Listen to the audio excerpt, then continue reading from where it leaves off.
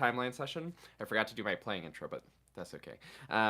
So today we are kind of on box 4 still from the Mastery timeline.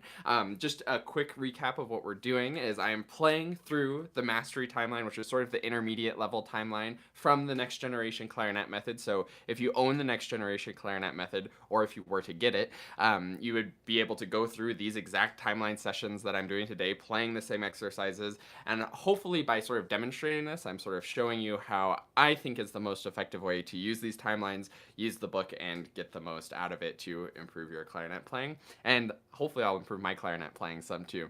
I already was super surprised even on the very first session that was several weeks ago now with the one finger embouchure exercise, just like actually made a really big difference for me, and I've still been thinking about it and bringing that embouchure in and all that good stuff. So today we're doing the bonus challenge, which is part of box 4, says to go through pages 26 and 27, and at the bottom of page 27 it says bonus challenge. Now that you know how to articulate, go back to the finger flexibility exercises and try to add in your own articulation patterns, slur to, tongue to, etc. Pick a couple patterns and play through the exercises with a consistent articulation pattern. So I'm going to do that because last time when I was working through this, I didn't have time for that bonus challenge, so I'm going to go back and get it. I am going to do the climbing up pattern on page 24. It's one of my favorite finger flexibility patterns. It's really tricky chromatic stuff, and I'm really working on my chromatic technique, and I'll also work on articulation while I'm at it. So let me go ahead and start with slur to, tongue to. I'm not going to do it with a metronome just because I think the metronome sounds annoying over the video, but you should definitely do it with a metronome, and normally I would do it with a metronome, but I'll just trust my internal pulse and hopefully it'll be good.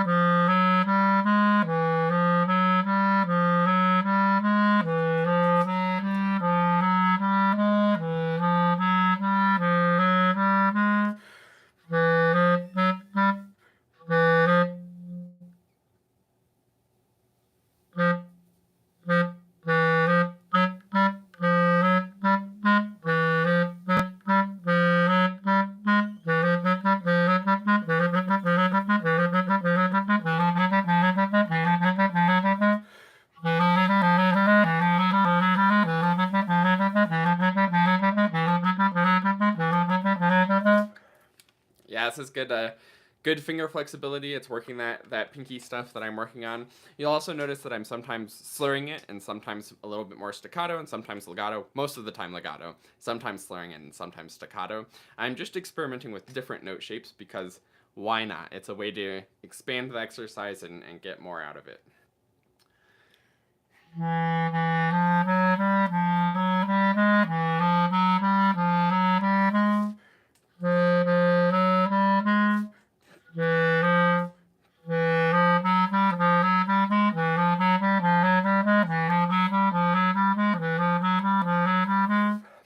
I feel like this reed is a little bit on the softer side, so I'm going to move it up just a touch. Try to have a little bit more stability and control here.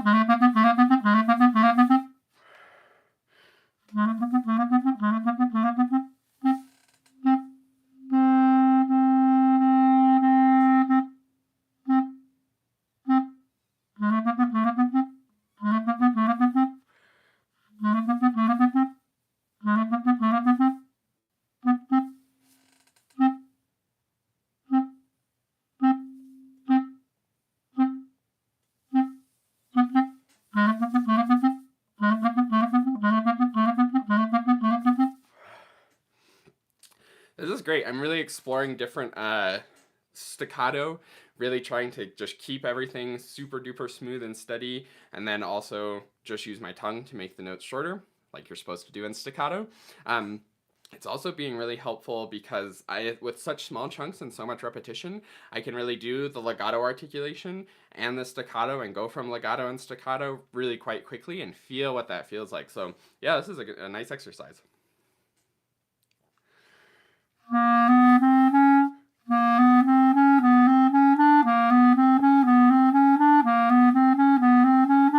I'm also noticing that my fingers tend to get tenser as I'm thinking about tonguing as well, which is not a good thing that should be happening. So I'm working on, first of all, not tensing up anything when I start tonguing, but also making the tongue motion independent from the fingers. The fingers can stay easy and relaxed while my tongue does its thing.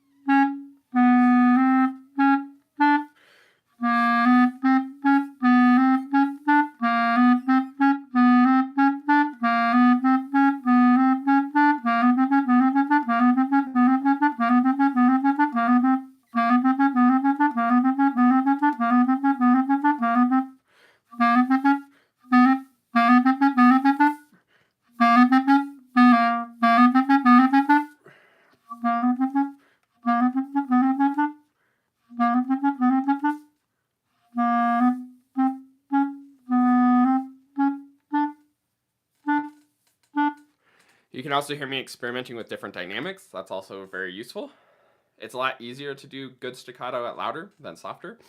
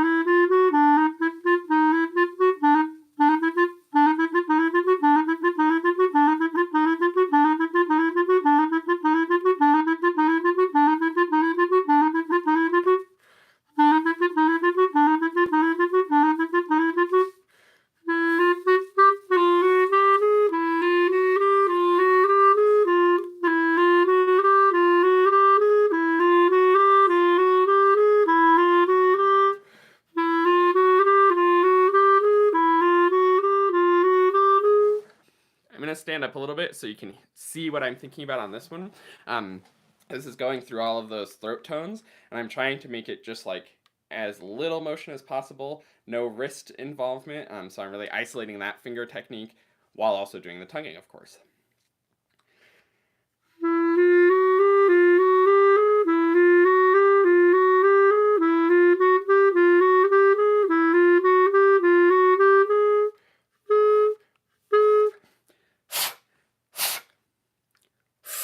It sounds like there's water in that maybe.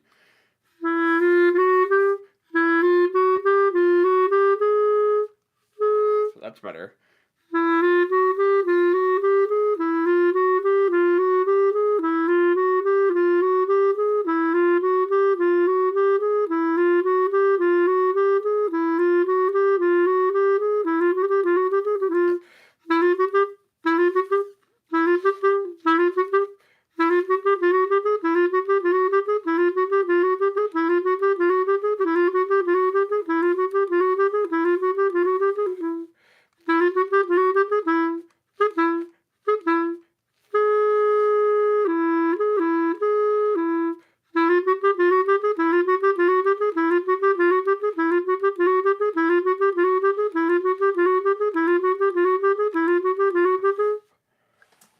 not bad.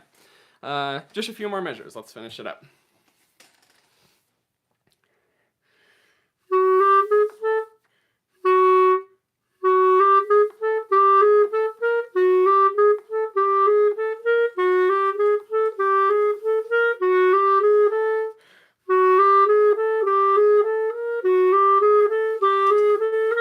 Let me actually show my fingers on this one too because of crossing the break.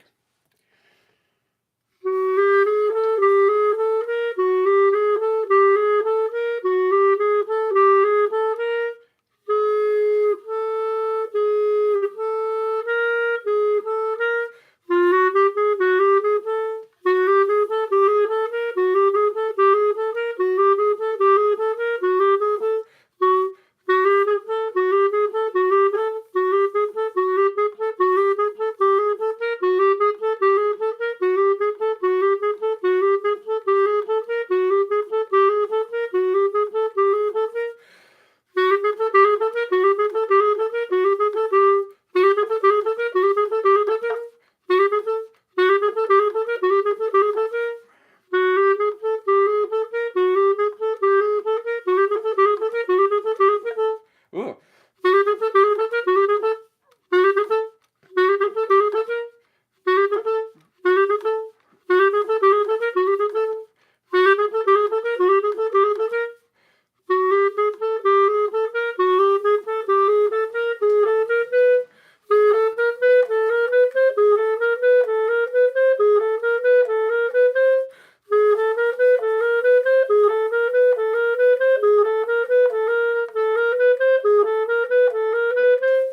I'll show my fingers on this one too, actually, because this is all the pinky key stuff. So I'm doing it with my left pinky on B first, which is sort of the default for the chromatic scale. And then I'm going to do it with my right pinky on the B, just to get practice with both combinations, because you never know when something's going to come up situationally in a piece.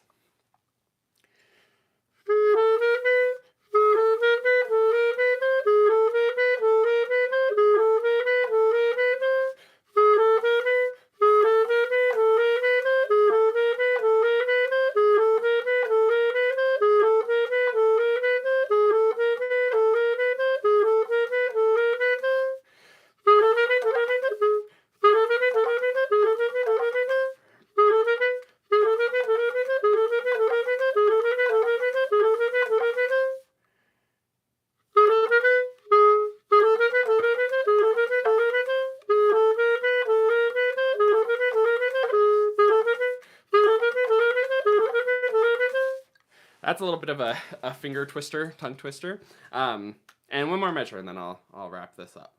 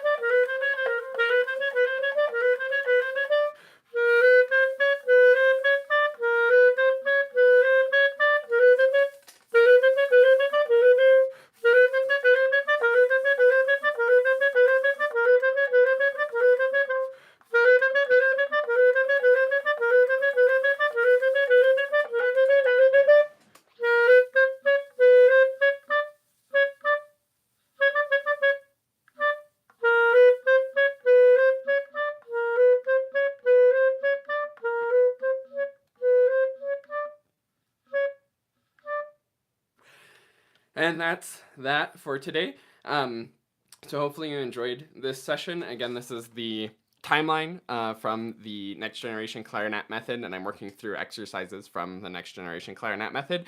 If you want to learn more about that, go to quickstartclarinet.com/nextgenbook.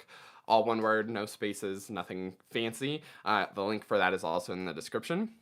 And if you're interested in getting some free sample pages from this book, you can go to quickstartclarinet.com/sample. That link is also in the description, and you can sort of learn a bit more about what the book is all about, have some exercises to try on your own. I did a live training a while ago with that too. And I was going to mention, actually, if you want to ask any questions, feel free to do that, even if you're not watching this live. Oh, let me make that question come back up. There it is. Juan Fran Flan's life asked, do you have any tips to get quicker from A to B? Yeah, so I'm assuming you're talking about crossing the break. I do have a whole video on this. I think it's called like crossing the dreaded break or something like that, because this is a very common thing for all clarinetists. My first and foremost tip is to work on getting the fingers to land on the B. The reason going from A to B has very little to do with the resistance of the instrument and much more to do about coordinating your fingers. When we're first learning about the break and trying to play those upper notes, we usually squeak a lot or just the note doesn't come out because we aren't covering the holes. And then that builds in this whole like psychosis or concern about crossing the break where we think it's going to be really challenging, and then we end up backing off the air. So even when our fingers learn to land well, then we're not supporting with enough air, and then we get that sort of traditional break that we get on the clarinet.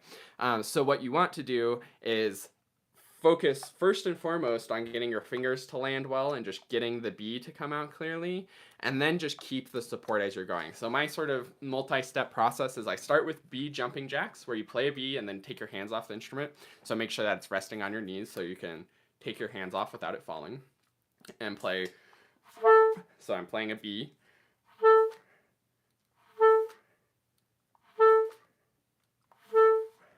And the reason for taking your hands so far off is when you're coming back, you have a long distance, but you can find that and land there really comfortably and confidently. Once you're good with that, then play long tones, B, A, B, and work on moving your fingers as little as possible.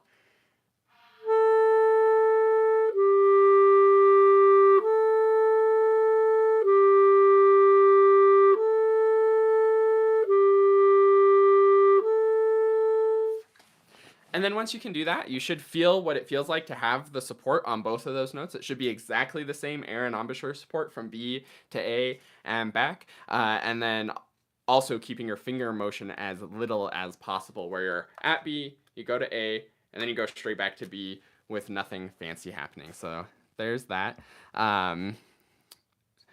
Mataka said, play Ivolovsko Horo, please. This will show your skills. If you can point me in the direction of the music for that, I could probably play it. But I'm wrapping up for today. But I'll look up music for that and maybe make a video of it. We'll see. But thanks for watching and hanging out for this live timeline session. Like I said earlier, go to quickstartclarinet.com/nextgenbook if you want to get the exercises that I'm doing. And if you already have it, I'm challenging you to work through the timelines and actually do the exercises as well. And I will see you next week on the next live timeline session.